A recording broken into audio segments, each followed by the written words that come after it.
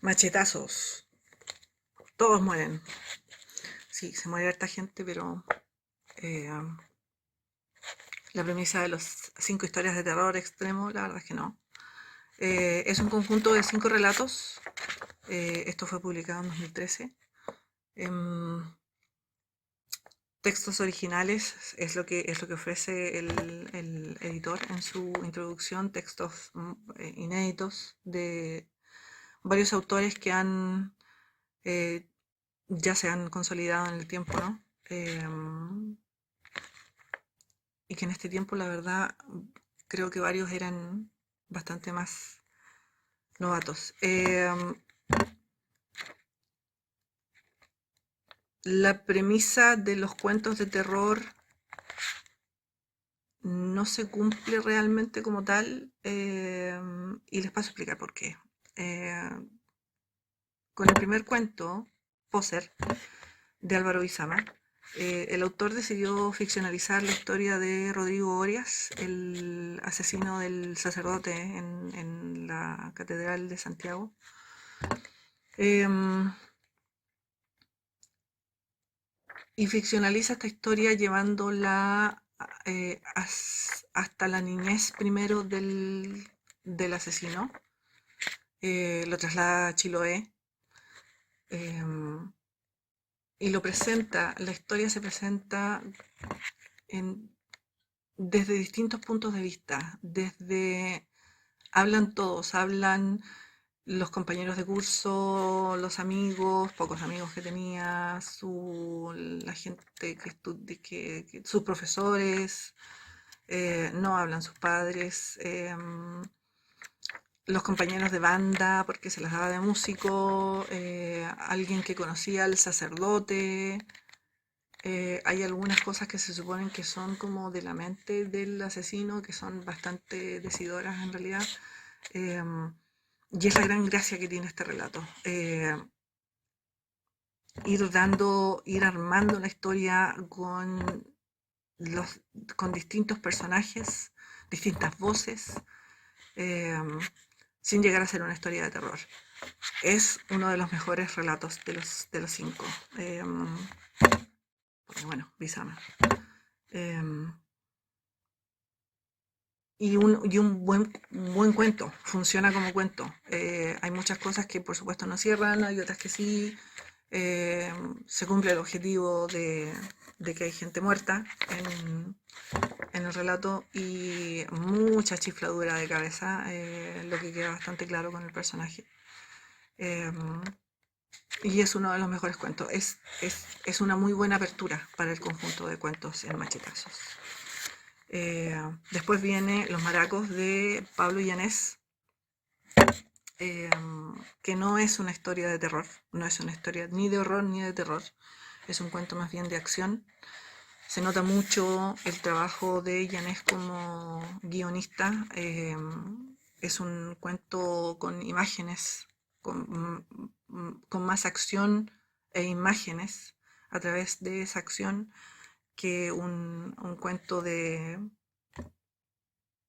describir a los personajes mediante lo que están pensando. Y cuando lo hace, el protagonista de esta historia es un chico de 16 años, recién salido del closet, eh, que vive en una pobla donde eh, su homosexualidad, la verdad es que no es muy bien aceptada dentro de su familia. eh, pero no se logra la voz del adolescente. Eh, el narrador no, no habla como hablaría un adolescente, un chico que está saliendo recién del closet.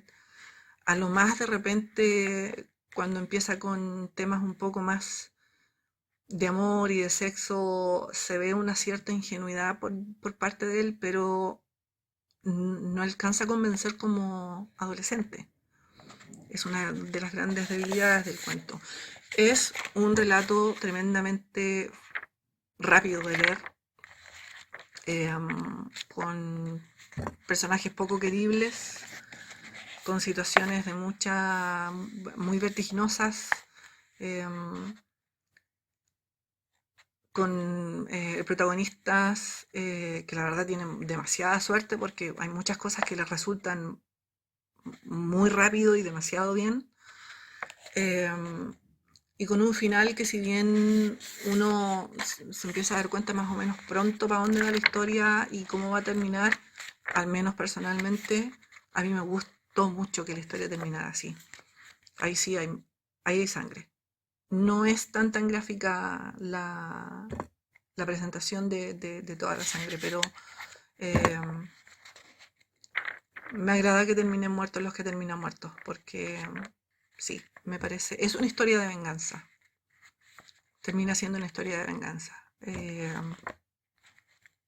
Pero de nuevo, no es terror.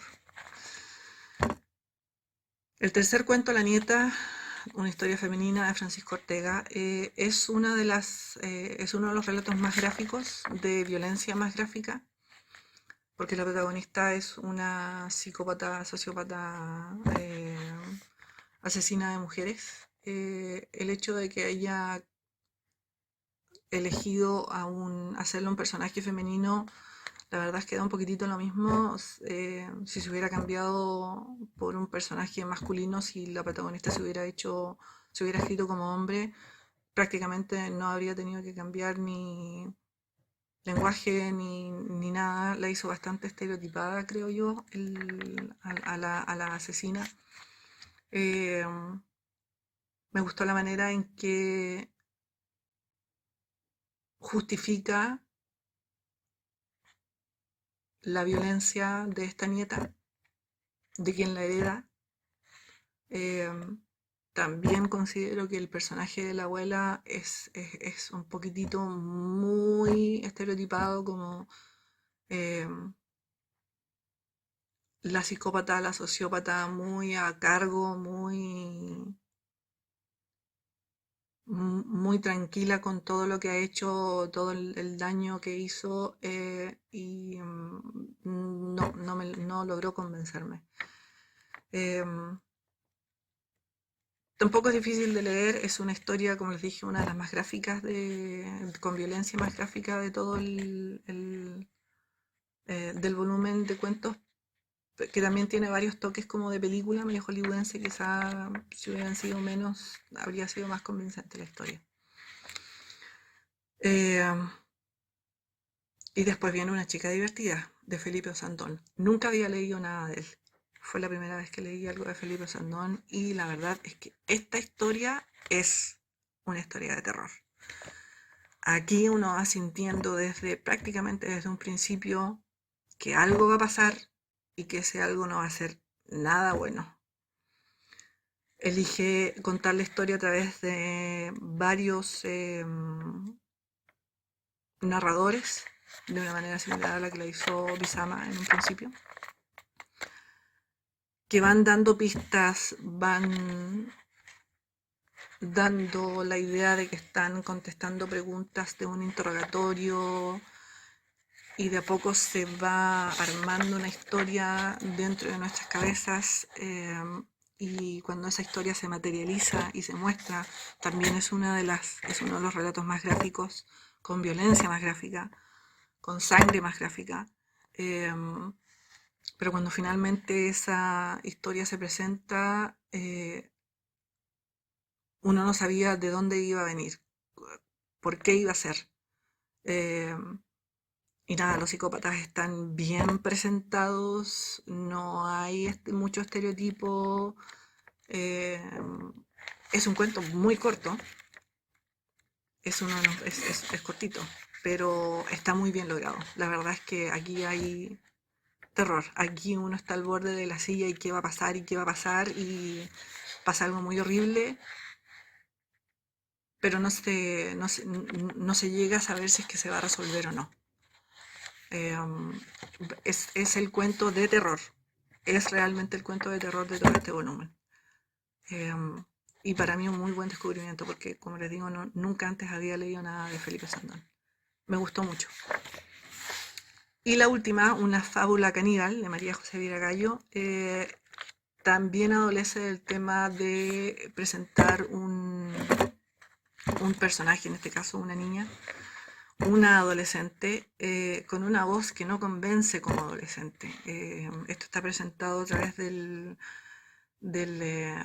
estilo diario de vida y, y no, de repente se nota mucho la mano de que hay una autora en este caso detrás de ese personaje hablando.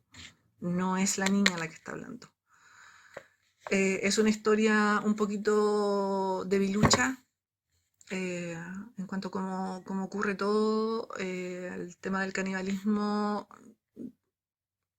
es más o menos gráfica la violencia que se ve. eh,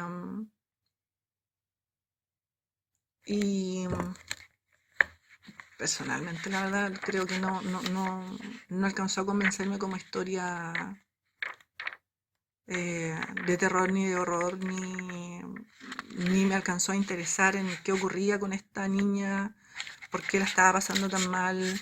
La justificación para su comportamiento sí, está bien planteada, pero no alcanzó a interesarme este último relato.